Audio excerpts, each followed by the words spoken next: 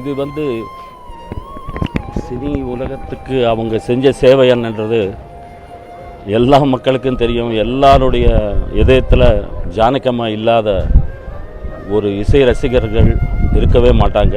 இந்த south India மட்டும் இல்லை, ஹிந்தியில் எத்தனை பாட்டு பாடிருக்காங்க, பெங்காலி, ஒரியா.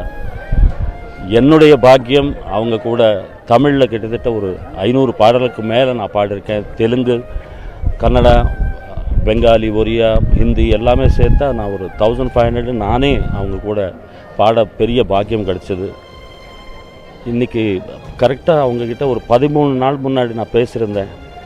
என் பொண்ணு வீட்டுக்கு அமெரிக்கா போகும்போது அங்கேருந்து என் பொண்ணு கூட அவங்க பசங்க கூட எல்லாம் பேசினாங்க. அதுக்கப்புறமா ஹாஸ்பிட்டலைஸ் ஆனாங்க. எல்லாமே ஃபாலோ பண்ணிகிட்டு இருந்தேன். பட் ஹெல்த்தியாக இருந்தாங்க. அன்எக்ஸ்பெக்டடாக அவங்க வந்து இவ்வளவு சீக்கிரமாக கடவுள்கிட்ட போவாங்கன்னு எதிர்பார்க்கல. நிறைய அட்வைஸ் பண்ணுவாங்க, பாட்டுடைய என்கரேஜ் பண்ணுவாங்க. நியூ சிங்கர்ஸ்க்கு யார் வந்தாலும் அவங்க வந்து அரவணைச்சு அவங்கக்கிட்ட பேசி அவங்களுடைய குடும்பத்தை பற்றி பேசி எல்லா மியூசிஷியன்ஸ் ஒரு அதை வேறுபாடே இல்லாத ஒரு மகா தாய், அதாவது கலை வாணி. அந்த அம்மாவுக்கு எப்படி கடவுள் ஆன்மா சாந்தி அடையணும் தவிர நம்ம ஒன்றும் பண்ண முடியாது. இந்த மனிதர்கள் இருக்கிற வரைக்கும் அந்த அம்மா குரல் நம்ம கூட இருக்கும். அதாவது ஹியூமன் இருக்கிற வரைக்கும் ஜானகம்மா, வித்தவுட் ஜானகம்மா ஒரு நாள் ஓடுறது ரொம்ப கஷ்டம்.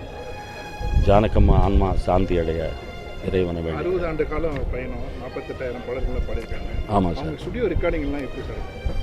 அவங்க வந்து பெரிய ஆச்சரியம் என்னென்னா, இத்தனை சின்ன புக்கில் அவங்க வந்து அத்தனை லிரிக்ஸும் நோட் பண்ணுவாங்க. அவங்களுடைய லாங்குவேஜ், அந்த ஸ்வரம் அதெல்லாமே இந்த கோட் பாஷைன்னு சொல்லுவாங்க, அதில் கரெக்டாக நோட் பண்ணிக்கிட்டு அவங்க வந்து அது அவ்வளவு அழகாக அவங்களுக்கு என்ன தேவையோ இசையமைப்பாளருக்கு, டைரக்டருக்கு அவங்க அந்த சிச்சுவேஷன் லிரிக்ஸ் சொல்லும்போதே அதை புரிஞ்சுக்கிட்டு அது 100% கொடுக்கக்கூடிய அந்த எக்ஸ்ப்ரெஷன்ஸ், அந்த மாதிரி ஒரு சிங்கர் இனிமே எனக்கு தெரிஞ்சு இன்னொரு டிகேட்டில் கூட பார்க்க முடியாது சார். அவங்க கூட ஒர்க் பண்ணது பெரிய ஏதோ ஜென்மத்தினுடைய புண்ணியம். அவங்க கூட மணியே மணிக்குயிலே நிலா காயும் நேரம் சரண், இந்த மாதிரி நிறைய அவங்க கூட சூப்பர் ஹிட்ஸ் எல்லாம் பாட எனக்கு வாய்ப்பு கிடைச்சது. அவங்க காம்பினேஷன் அண்ணன் எஸ்பிபி அவர்களுக்கு, ஜானகம்மா அவர்களுக்கு நிறைய பாட்டு நான் அசிஸ்டண்ட்டாக இருக்கும்போது சொல்லி கொடுத்தேன். அதுக்கப்புறம் நான் பாடகரானேன். எவ்வளோ என்கரேஜ் பண்ணுவாங்க. ஒரு ஜூனியர் என்ற இதுவே இருக்காது. Such a great soul. And அந்த அம்மா எல்லோரும் கூட ஒரு வாட்டி நீங்கள் பழகிட்டிங்கன்னா, ஒரு 10 நிமிஷம் அவங்கக்கிட்ட பேசுனீங்கன்னா நீங்கள் லைஃப் டைம் மறக்க மாட்டீங்க. தட் கைண்ட் ஆஃப் ஒரு கிரேட் சோல் அந்த அம்மா நமக்கு இன்றைக்கி நம்மளை விட்டு போயிருக்காங்க கடவுள்கிட்ட. பட் அந்த அம்மா எப்போவுமே அவங்க இல்லாத ஒரு நாள் நமக்கு ஓடாது.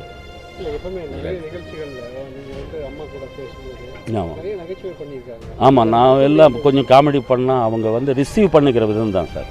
இப்போது அண்ணன் எஸ்பிபி சார் கூட எனக்கு இடம் கொடுத்ததுனால தான் நான் அவங்கக்கிட்ட கொஞ்சம் ஏதாவது ஹியூமரஸாக பேச முடியும். அவங்க seniors. when they are giving space, I can entertain the people. So அந்த ஸ்பேஸ் கொடுத்த ஒரு கிரேட் பர்சனாலிட்டி அவங்க.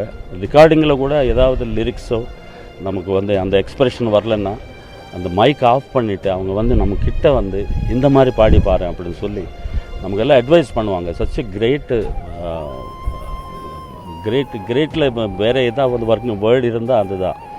அந்த மாதிரி ஒரு பிஹேவியர், அதாவது எல்லாரையும் அரவணைச்சிக்கிட்டு ஒரு தபலா கஞ்சிரா வாசிக்கிறவங்க கூட தன்னுடைய ஈக்குவல் பர்சனாலிட்டியாக பார்க்கக்கூடிய ஒரு கிரேட்டு மகாதாய் கலைவாணி. கலைத்தாய்க்கு மனதார நான் வந்து அவங்களுக்கு ஆன்ம சாந்தி அடைய இறைவனை வேண்டிக்கிறத தவிர நம்ம ஒன்றும் பண்ண முடியாது. நன்றி.